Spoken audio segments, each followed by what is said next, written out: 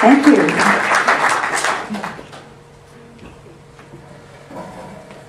Well, thank you, David. I have the most wonderful pleasure in going around the world and seeing that there are so many people that are interested in compassion and healthy eating. I've been in the last while doing a talk near the Louvre in Paris, and had 150 people come out to a vegan talk, which I never thought people would do in Paris, and in Copenhagen, and I've been to the San Francisco Vegetarian Festival. So this is just in the last 4 or 5 months.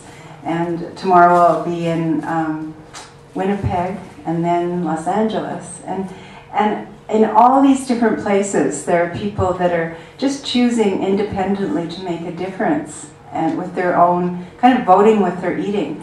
And so it's really a pleasure to come to Edmonton. And usually Brenda Davis, my co-author, gets to come here. She tends to come to Alberta more than I do because she has a daughter that lives here, and so anyway. But I'm delighted to be here this time. I'm just switching over to my presentation. So, oh, by the way, there's a meet-out calendar for anybody who came in late. Just gonna pull this down. If you didn't get it, for the month of March. It just looks like wonderful fun this month. So what I'm going to be talking about, is veg nutrition for superb health. And when I say veg, it's purposely vague whether this means vegan, vegetarian, raw, because like many of you, I'm eating a different way now than I was 10 years ago. And I have family members that eat differently. And so what I'd like to do is help people eat in good health wherever they are in the spectrum, from just inching their way towards eating a few more salads or more vegetables to trying out being 100% raw or anywhere on that spectrum and helping their whole family eat in good health. So that's what we're covering today, looking at all the different possibilities and just a few tips about doing it really, really well. I'll put it on slideshow. There we go.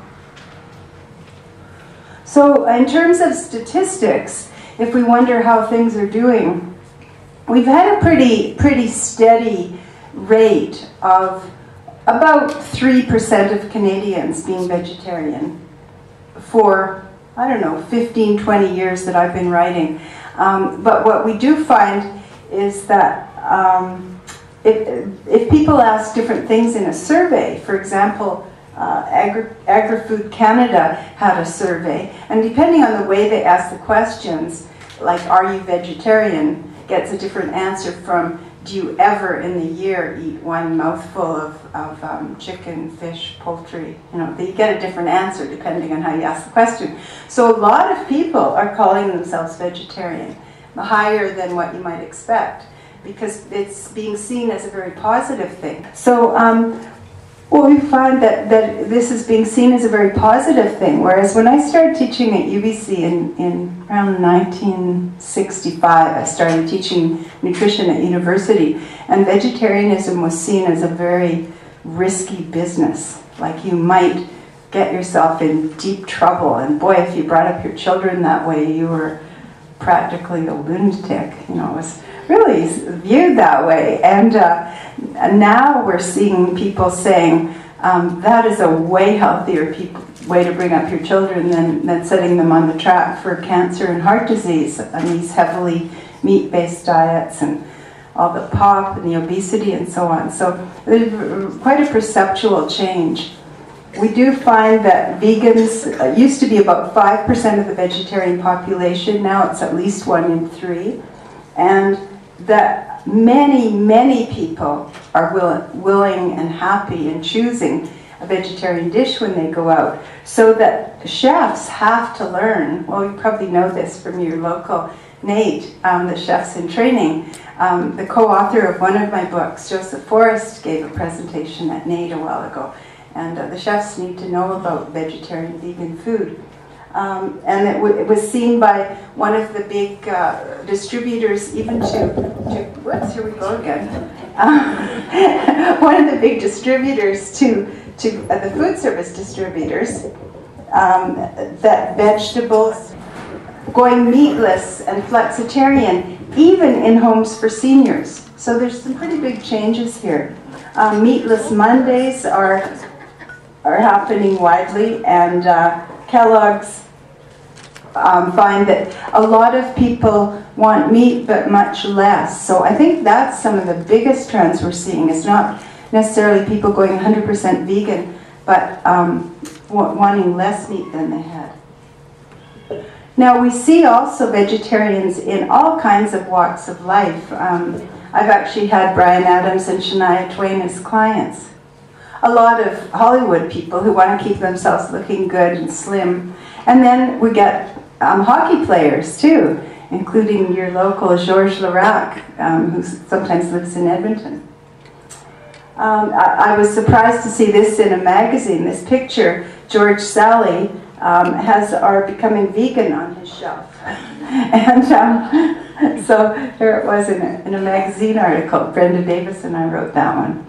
And we find in many spiritual traditions, for example, Thich Nhat Hanh has all of his retreats and his centers in different countries, France, Plum Village, are all vegan now. And he's doing that for environmental reasons. And there's a local Canadian Engaged Buddhist Association that's vegetarian. Seventh-day Adventists have their wonderful CHIP program, and will help people that are concerned about heart health and hypertension, and they have local groups here. Another group that I've come across lately, because it isn't just the stars now, it's the multimillionaires are moving on this wavelength, and even a few billionaires. So then we know we're getting pretty mainstream when this sort of thing happens.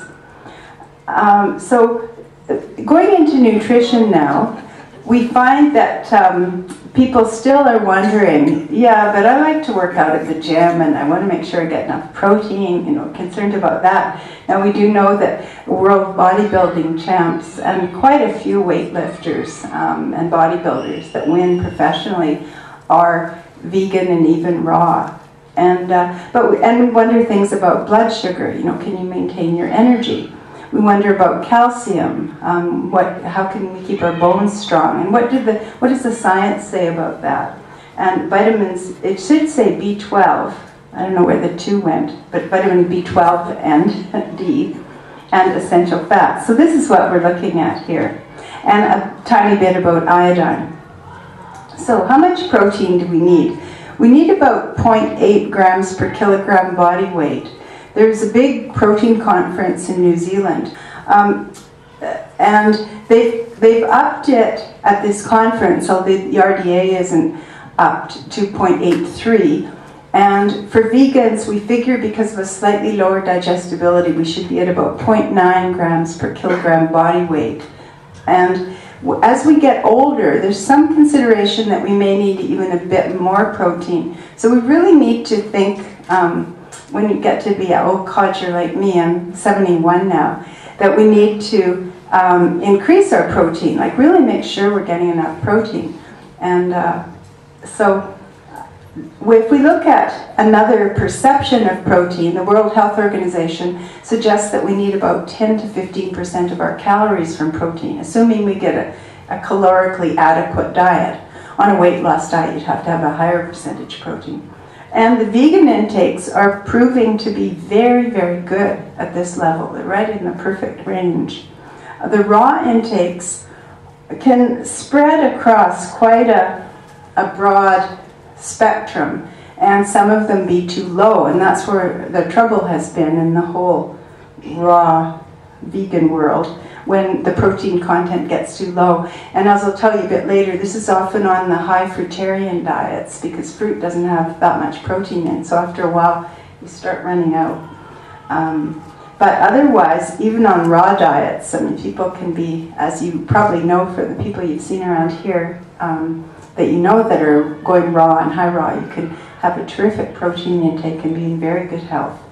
Some of the studies that we've had For example, there have been mainly the raw studies, which are very interesting, have been in the US, Germany, and these ones, remember I said that we need about 50 to 70 grams of protein based on varying body weights. And as you can see, these have all been a little bit on the low side. So these are average intakes. And this one had 43 people in it. This one only had 18. So these are small studies. Like, I think a lot in the raw area we're learning. We don't have that much research to back us up yet. But the protein intakes were somewhat on the low side. The calories were also fairly low. And some of the people, the women in the groups, had lost their menstrual periods. And they were on the high fruitarian diets. But we find that, for example, with the living food diets that were practiced by the Finns, and this was an entirely new, different wave of raw. It was the one that Anne Wigmore, who came from Lithuania, started. And they have a lot of fermented, sprouted foods, seeds, putting greens in your smoothies, that kind of thing. I mean, in Finland, they don't have that much fruit year-round as much as you would in warmer climates. And so they developed things with sprouted grains, sprouted lentils, all that sort of thing. And their protein intakes were fine. And people did very well in many, many respects. So there are different ways of putting together raw diets. And so we find these living food diets, because there was so much sprouting, worked pretty well. If you think about how much protein you need yourself, and think about your body weight, of course you may or may not think in kilograms, but here's some pounds, here's some kilograms, and then here would be the recommended protein at 0.9 grams. And if you're older, you could use this number because it's 1 gram per kilogram body weight. But you can just get a rough idea of how much protein you need. And this is a rather conservative way of looking at it. We're quite careful, Brenda Davis and I, cautious really in our recommendations and our books. And we go over how to achieve this in a lot of detail with menus and examples and so on. And so just remember your amount, what you need. So it's probably somewhere 50 to 70 or 80 grams of protein.